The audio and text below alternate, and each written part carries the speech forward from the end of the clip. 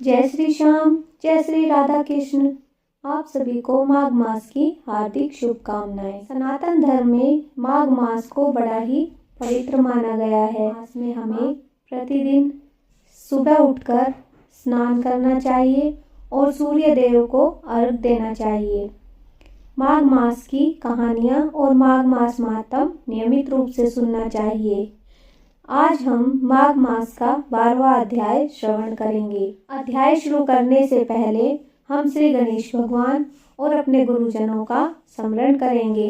बोले श्री गणेश भगवान की जय, श्री गुरुदेव महाराज की जय। माघ मास महात्म अध्याय 12। यमदूत कहने लगा कि जो कोई प्रसंगवश भी एकादशी के व्रत को करता है वह दुखों को प्राप्त नहीं होता। मास की दोनों एकादशी भगवान पद नाम के दिन है। जब तक मनुष्य इन दोनों में व्रत नहीं करता उसके शरीर में पाप बने रहते हैं। हजारों अश्वमेघ सैकड़ों वाजपेयी यज्ञ एकादशी व्रत की 16वीं कला के बराबर भी नहीं है।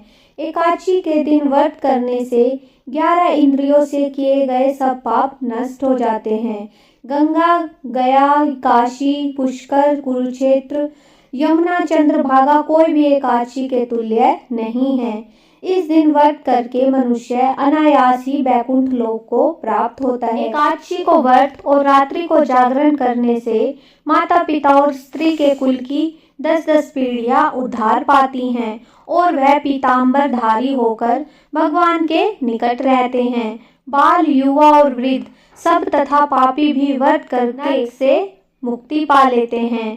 यमदूत कहता है कि हे वैश्य सूक्ष्म, मैं तुमसे नरक से बचने का धर्म कहता हूँ। मन, कर्म और वचन से प्राणी मात्र का द्रोह न करना, इंद्रियों को वश में रखना, दान देना, भगवान की सेवा करना, नियम पूर्वक वर्णाश्रम धर्म का पालन करना, इस कर्मों के करने से मनुष्य नरक से बचा रहता है।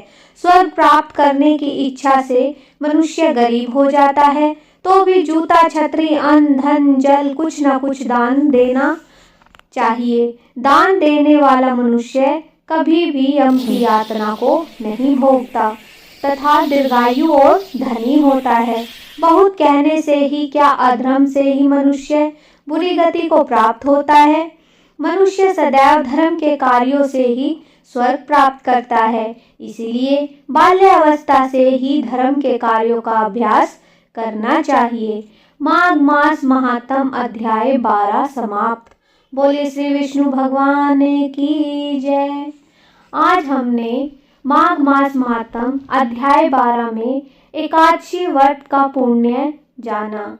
एकादशी व्रत करने से हमें किन फलों की प्राप्ति होती है और हमारे सभी जन्म जन्मांतर के पाप कैसे दूर होते हैं, इस अध्याय में हमने समझा। आप सभी को आपके अपने YouTube चैनल श्याम सर्कल की तरफ से मकर संक्रांति की हार्दिक शुभकामनाएं।